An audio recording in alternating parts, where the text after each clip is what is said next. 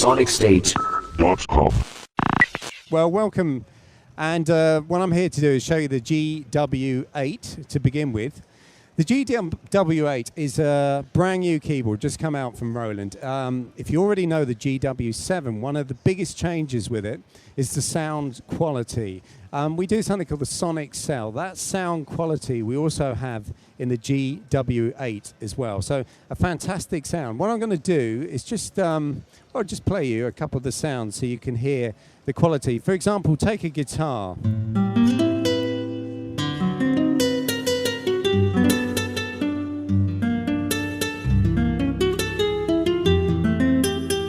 Okay, and you can hear the key or the actual string riding up there as I'm playing. So you get a better sound quality altogether. There's actually something in the region of nearly 900 sounds inside of here, plus 250 general MIDI voices as well. So there's a lot to be going on with for you to play with and experiment. Now, moving on, one of the features we like with the keyboard is the ability to be able to tweak the sounds as well.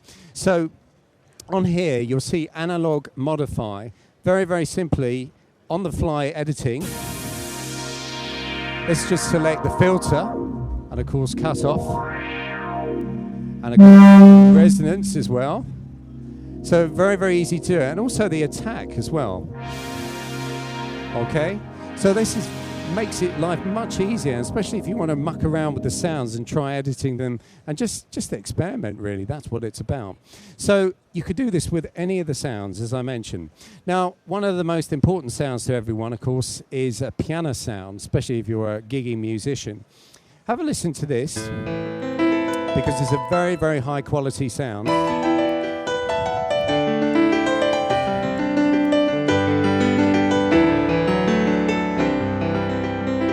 Typical of these keyboards, a keyboard mode, normally you can split the keyboard or you can have a dual mode, so we can have the two sounds together. Layered with strings.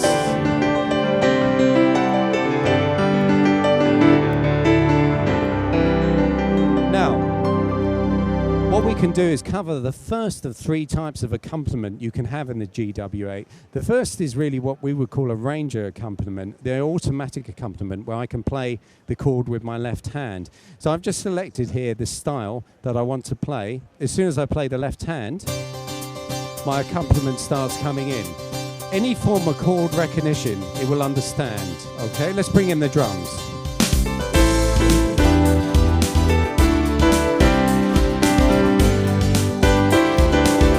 So I'm telling what chord to play, yeah?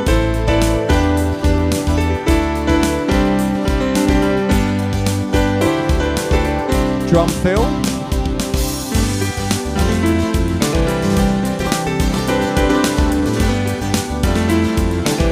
Okay, and end. Okay.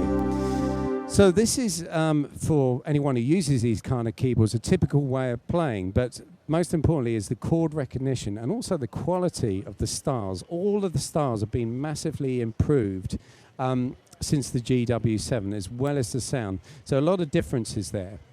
Let's step on to the next one. What we're trying to do is put in all kinds of styles. In fact, you'll see the categories over down here: pop and rock styles, dance styles, jazz and Latin styles, traditional and world styles. I'm going to talk a little bit more about that in a moment. Some of our previous series of keyboards, which we call the E series of keyboards with the music styles, used to be very, how can I put it, a kind of Reader's Digest level of acceptability, yeah? So what we've done here is try and put in some styles that are a bit meatier, great for the gigging musician as well. Very, very important feature. How does the style work? Just a brief rundown. 4 variations per style. So what happens is that also means 4 introductions and 4 endings. How's that practical for the gigger? Well, by pressing the introduction button and selecting variation 1, we have the shortest introduction. Press it. And then we're into the style, if you will, actually playing the style. Intro number 2, that's quite cool, because what that does is it lets me play my own chords, but with a special introduction. Okay? So I can select the chord, and then off we go. Okay? Now the third introduction, that's great, because the introduction is taken care of for you, but you can have a little play up the top here. So if we go for that.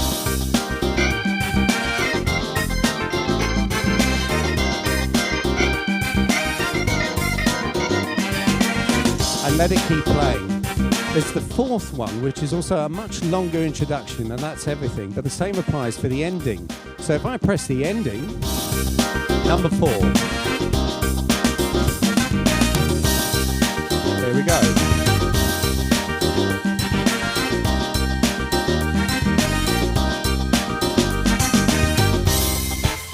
And now we're into the ending. This will go on for quite a long while, so if you're a gigging musician and you're about to come for the break, this is fabulous because you can leave this playing, let it finish for yourself, and go to the bar.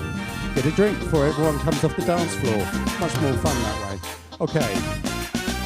And now we've finished, which is great. So that's how some of the styles work. Now, that's one of the first kinds of, if you will, 3 forms of accompaniment. The second kind comes in, and also the third kind, in the state of just using a USB pen drive. Now, in this case, yes, it's a Roland pen drive, but here, for starters, you could load in your MIDI files into there. Very, very simple to do. Now, what we can do is, let me just select here the USB memory so I can have a look inside.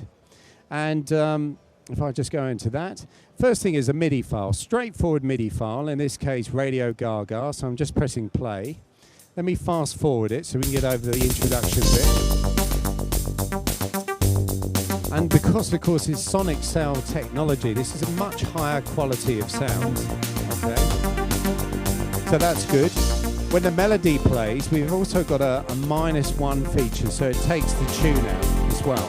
So that's great, very, very simple, easy to use. But in addition to that, also on the USB memory stick, you can put a WAV file, you can put AIFF file, you can put MP3 files as well. So for example, now I've got Eric Clapton's Change the World, okay? Just get it playing, and of course you're hearing the actual recorded track. Now, you probably say, yeah, that's fine, because I've got a CD player, I can do that. I've got an MP3 player, I can do that. Probably what you can't do, though, is this. We have something called center cancel, and what we can do is try and remove the vocal, okay? Have a listen to the vocal. Now I'm going to turn on center cancel. It pushes the vocal right towards the back of the mix. Let's turn it back on again, okay? Turn it off and bring him back again. Off. Okay. So all of a sudden you've got now a backing track, if you will, where we've asked Eric just to be a bit quieter. It's one of the things you can do. You will also notice, I did mention iPod, just round the back here, if I can find it, is an input. So you could put in your MP3 player, whatever you like, and get some sound coming through the whole keyboard as well. Okay, so this is the idea. It's a keyboard with a very, very high sound quality. 3 kinds of accompaniment. As you saw, I was using the arranger style of accompaniment, but we also have MIDI files, and we can also play WAV files, MP3 files, and also AIFF files as well. This particular keyboard also comes packaged with, and let me just double check here, a style converter, a piece of software which you can use with your computer, so you can create your own styles, and a playlist editor. That will actually allow me to then get my songs ready for the gig and get them in a specific order. So you've just seen here the GW8 workstation from Roland. I mean, it seems like it could be quite a useful writing tool. It's got a USB MIDI interface as well, so you could integrate it with your writing setup as well. It could be very much so used as a writing tool as well. Yeah, absolutely. I mean, the thing is, what we've done here is we have the E-series of keyboards, which are very much arranged, as I mentioned, probably for the home customer, people who are comfortable playing their bossa novas and their simpler music. We've taken that kind of concept, but then put in a synthesizer concept, updated the style, so we try to make it a bit hipper, if you will, and then just giving people more chance to explore with the synthesizer technology at a basic level, admittedly, but nevertheless it's a lot of fun. So you've got a whole collection of bits and pieces here. The WAV file player, of course, and the MP3 player makes life great, and this interactivity of being able to strip out the voice, it's something you have to experiment with some of the tracks. It doesn't always work great, but for the most part, it can be very effective. There's a lot of technology in there. Do you know what the price is? Have you got any idea? I've been told it's £649 retail, so not bad really for everything you get, including the bundled software. Very, very good, yeah.